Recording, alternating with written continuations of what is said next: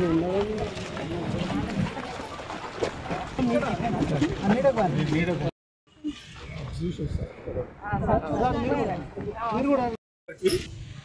30 ఒక 5గురికి అక్కడ ఉన్నటువంటి చెన్నారెడ్డిగూడలో చనిపోయిన 5గురికి యాక్సిడెంట్ అయిన వాళ్ళకు 5గురికి మొత్తం 96 ఇండ్లు ఖచ్చితంగా అక్కడ ఉన్నటువంటి మీకు ఇచ్చిన లీస్ట్ ప్రకారంగానే అదే ఇవ్వడం జరుగుతుంది.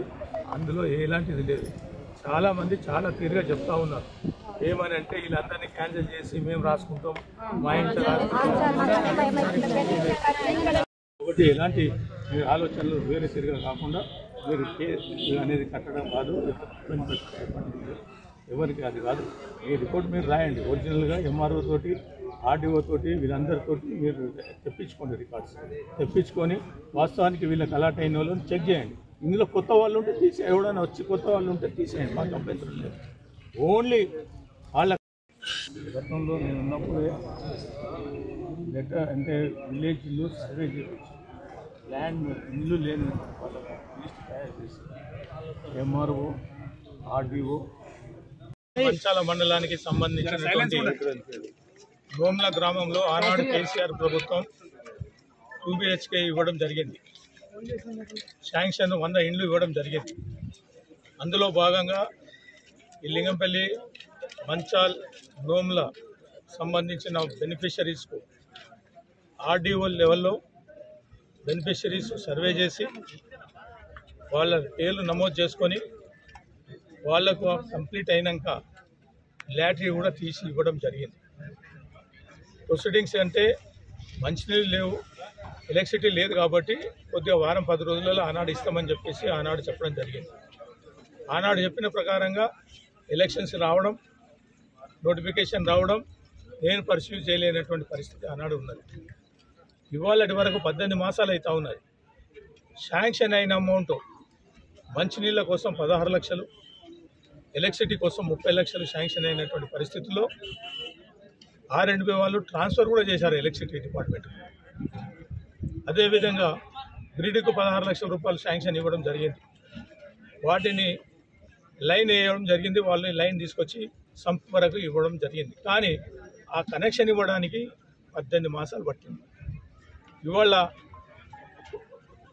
ఈ గ్రామంలో ఉన్న ప్రజాప్రతినిధులు కానీ శాసనసభ్యుడు కానీ ఇస్తాం, ఒకవేళ నా ఎంబడి ఉంటే ఇస్తాం, లేకపోతే సంవత్సరమైనా ఇయ్యము అని చెప్పేసి నిన్న చెప్పుకుంటూ పోయిండట. It is not correct. ఒక ప్రజాప్రతినిధి ఆ మాటలను మాట్లాడడం కరెక్ట్ కాదు. బెనిఫిషరీస్ ఎవరైతే ఉన్నారో వాళ్ళందరికీ ఇండ్లు ఇవ్వాలి భయభ్రాంతులతోటి మా క్యాన్సిల్ చేస్తామని ఊర్లలో కూడా కాంగ్రెస్ నాయకులు చెప్పడం జరుగుతూ ఉంది. మేము ఇస్తాం, మేము వేరే వాళ్ళకి ఇచ్చుకుంటామని చెప్పేసి చెప్పడంతో వాళ్ళు భయభ్రాంతులై వాళ్ళ ఇంటి నెంబర్ వాళ్ళకి తెలుసు, ఆ ఇంటి నెంబర్ ప్రకారంగా వాళ్ళ ఇళ్ళకి రావడం జరిగింది. ఇవాళ అధికారం ఉన్నదని చెప్పేసి పోలీసు వాళ్ళను కేసును పెట్టమని చెప్పేసి వాళ్ళని బయటికి పంపించండి అని చెప్పేసి పోలీసు వాళ్ళకి చెప్పడం జరుగుతూ ఉంది. ఇవాళ పోలీసులతో కూడా మాట్లాడే పోలీస్ డిపార్ట్మెంట్ చెప్పడం జరిగింది. అయ్యా ఆనాడు పరిశువేషన్ కరెక్ట్గా జరిగింది, ట్రాన్స్పరెంట్గా బెనిఫిషరీస్ ఎవరు అవసరం ఉందో వాళ్ళకి ఇండ్లు ఇవ్వడం జరిగింది. ఆ లిస్ట్నే లాటరీ కూడా తీసి ఇవ్వడం జరిగింది. కాబట్టి ఆ లాటరీ తోటే వాళ్లకు ఆ ఇంటి నెంబర్ కూడా ఇప్పటివరకు నోటెడ్గా ఉన్నాయి. ఆ ప్రకారంగానే వాళ్ళ ఇండ్లకు పోవడం జరిగింది. ఇవాళ అవసరాన్ని బట్టి మంచినీళ్ళ కోసం అన్ని డిపార్ట్మెంట్లు మాట్లాడడం జరిగింది కూడా. అదేవిధంగా ఎలక్ట్రిసిటీ వాళ్ళకి చెప్పడం జరుగుతుంది. ఖచ్చితంగా ఎట్టి పరిస్థితుల్లో 15-20 రోజుల్లో ఏదేమైనా సరే ఎలక్ట్రిసిటీ డ్రింకింగ్ వాటర్ ఇవ్వాల్సిందే. ఇవాళ డ్రింకింగ్ వాటర్ ఒక 3 డేస్లో ఇవ్వచ్చు, పెద్ద పని కాదు. లైన్ ఇక్కడ ఉన్నది, మంచినీళ్లకు పైకి ఎక్కాలంటే కరెంటు కావాలి కాబట్టి సంపులో వేస్తే కనీసం సంపులో నుంచి అన్న నీళ్లు తీసుకుంటారు. కాబట్టి ఈ ఆవేదన వాళ్ళ ఆలోచనతోటి భయభ్రాంతులై ఇవాళ ఇళ్లకు రావడం జరిగింది. ఎట్టి పరిస్థితుల్లో ఆ బెనిఫిషరీస్ ఎవరైతే లాటరీలో వెళ్ళినటువంటి వాళ్ళు ఉన్నారో వాళ్లకు ఖచ్చితంగా ఈ ఇండ్లు దక్కే విధంగా ఉండాలి. ఒక్కరు కూడా చేంజ్ చేయాల్సినటువంటి పరిస్థితి కనబడదు కూడా. ఎట్టి పరిస్థితుల్లో ఒకవేళ ఎలాంటి తప్పుడు విధానాలు, తప్పుడు ఆలోచన చేస్తే మాత్రం మేమందరం కూడా కలిసి ఉద్యమ రూపంలో ముందుకు తీసుకుపోవడం జరుగుతుందని చెప్పేసి కూడా సందర్భంగా వాళ్ళ తరఫున ఉంటామని చెప్పి కూడా ఈ సందర్భంగా మనవి చేస్తూ ఉన్నాం. కాబట్టి ఏది ఏమైనా ఇవాళ మీకు అందరికీ నేను మనవి చేస్తూ ఉన్నా, ఇలాంటి పరిశువేషన్స్ ఉన్న నియోజకవర్గంలో ఉన్న మండలాలలో ఏం పనులు ఉన్నాయి, ఏం చేయాలా, ఇప్పటి వరకు ఏ ఆలోచన అవగాహన చేసుకున్నటువంటి శాసనసభ్యుడు ఇవాళ వీళ్ళకి ఏం న్యాయం చేస్తాడో నాకు అర్థం కావడం లేదు. కాబట్టి ఖచ్చితంగా న్యాయం చేసే పరిస్థితిలో ఉండాలి, అవగాహన చేసుకోవాలి.